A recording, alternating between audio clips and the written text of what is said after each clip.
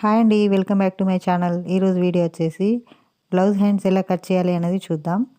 ఇప్పుడు ఈ క్లాత్ని 4 మడతలుగా ఇలా ఫోల్డ్ చేసుకోవాలి.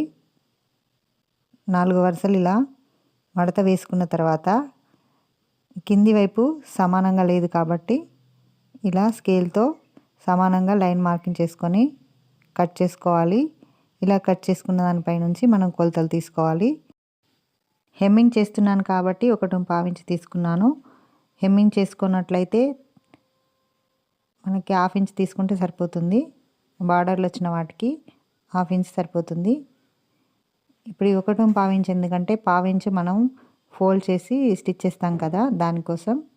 1 ఇంచ్ ఏమో హెమ్మింగ్ కోసం. ఇలా మార్క్ చేసిన తర్వాత బ్లౌజ్ హ్యాండ్ పొడవు ఎంత ఉందనేది చూసుకోవాలి. ఇప్పుడు ఈ ఆది బ్లౌజ్కి ఎంత ఉందో అంత తీసుకుంటున్నాను నేను. ఇక్కడ వరకు అయితే ఉందండి. ఇక్కడ ఎగ్జాక్ట్ మార్కింగ్ చేశాను. ఎగ్జాక్ట్ కుట్టు వరకు మార్కింగ్ చేసుకొని 1/2 ఇంచ్ ఖర్చు కోసం ఎక్కువ మార్కింగ్ చేస్తున్నాను. అదేవిధంగా ఈ చివరన కూడా ఓపెన్స్ వైపు కూడా అంతే. బ్లౌజ్ పొడవు ఎంత ఉందో అంత మార్కింగ్ చేసుకొని ఎక్స్ట్రా 1/2 ఇంచ్ ఖర్చు కోసం మార్కింగ్ చేసుకోవాలి. కింది వైపు కట్ చేసుకున్న తర్వాత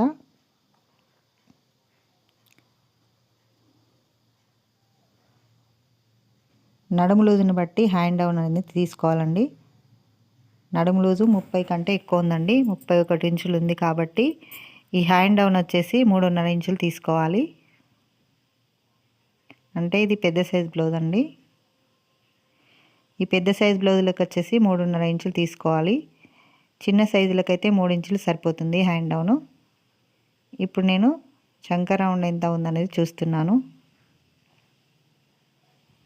9 ఇంచులు అయితే ఉందండి. ఈ 9 ఇంచులకి కరెక్ట్ ఇక్కడ వరకు నేను ఒక మార్కింగ్ చేశాను.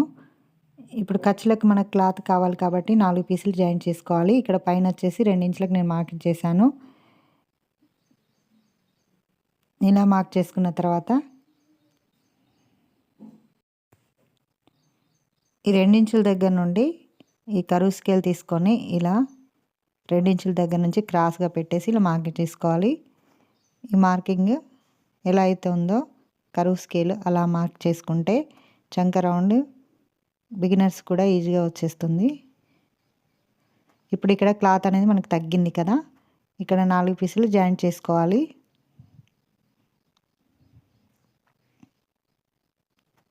అది ఎలా జాయింట్ చేసుకోవాలనేది చూపిస్తాను.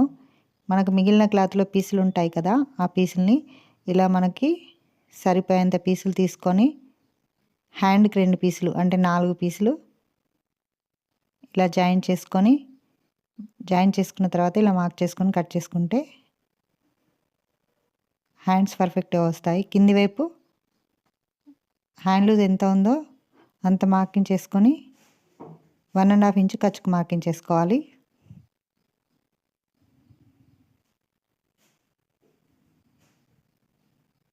నేను మార్కింగ్ చేసిందని కట్ చేస్తున్నాను.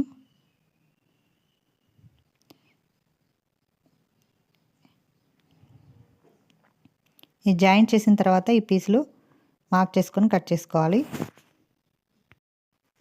ఇప్పుడు హ్యాండ్స్కి లోతు ఎలా తీసుకోవాలనేది చూద్దాం. ఇక్కడ నుంచి 1 ఇంచ్కి ఒక మార్కింగ్ చేసుకొని మనం 9 ఇంచ్కి ఒక మార్క్ చేసుకున్నాం కదా, అక్కడి వరకు టేప్ని ఈ విధంగా 1 ఇంచ్ నుంచి ఈ చివరి వరకు ఇలా టేపుని పెట్టేసి మిడిల్లో ఎక్కడికైతే వస్తుందో అక్కడికి ఒక మార్క్ చేసుకోవాలి.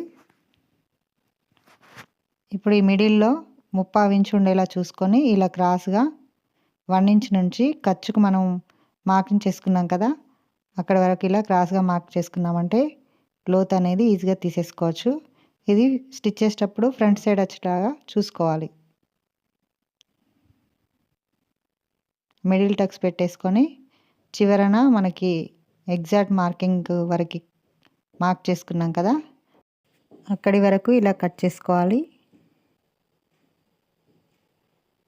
ఈ విధంగా ఉందండి. కట్ చేసిన తర్వాత ఇప్పుడు 4 పీస్ జాయింట్ చేస్తాం కదా, జాయింట్ చేసిన తర్వాతనే కట్ చేసుకోవాలి. ఎక్స్ట్రా పీస్ కట్ చేసుకోవాలి. ఇప్పుడు నేను షేప్ బెల్ట్ కట్ చేస్తున్నాను. మిగిలిన క్లాత్లో షేప్ బెల్ట్ కట్ చేస్తున్నాను.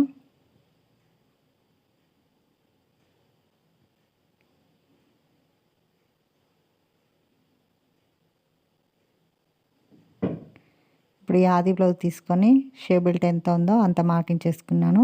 కింది వైపు పై వైపు ఒక పావించు ఖర్చు కోసం వదిలేసి మార్క్ చేశాను.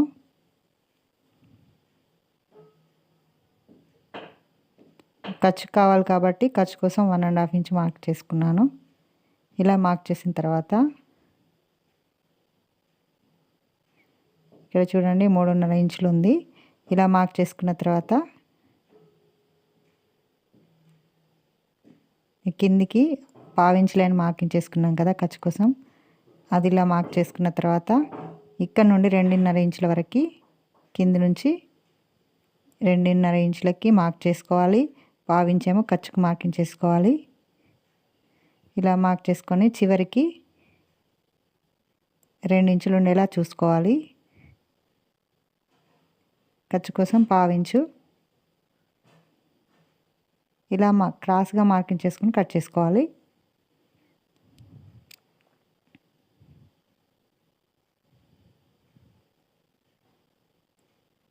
ఇప్పుడైతే నేను 2 పీసులు కట్ చేశాను.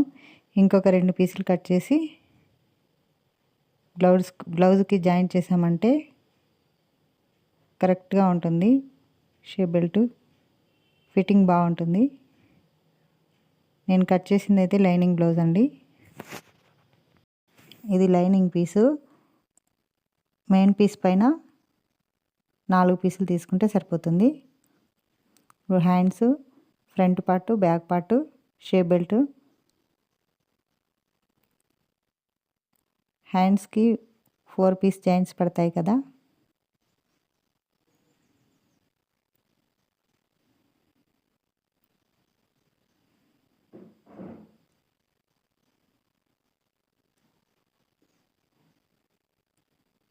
ఇలాంటి పీసులు 4 తీసుకొని కట్ చేసుకొని అన్నీ 4 సమానంగా కట్ చేసుకొని స్టిచ్ చేసుకున్న తర్వాత మార్కింగ్ చేసుకోవాలి. హ్యాండ్ మనకి ఎంత తగ్గింది, ఎంతైతే అవసరం పడుతుందో అంత మార్కింగ్ చేసుకుంటే సరిపోతుంది.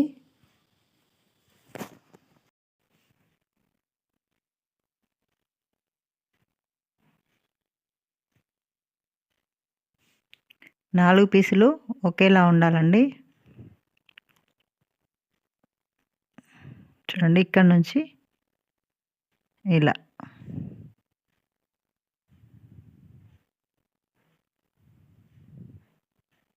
కట్ చేసుకొని బ్లౌజ్ స్టిచ్ చేసేటప్పుడు స్టిచ్ చేసుకోవాలి.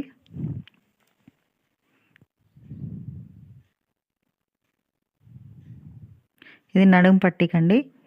ఈ 2 పీసులు కట్ చేసుకొని జాయింట్ చేసుకొని నడుము పట్టి స్టిచ్ చేసుకోవాలి. దీంట్లోనే ఉక్స్ పట్టి, కాజా పట్టి, మెడ పీసులు అన్నీ కట్ చేసుకోవాలి.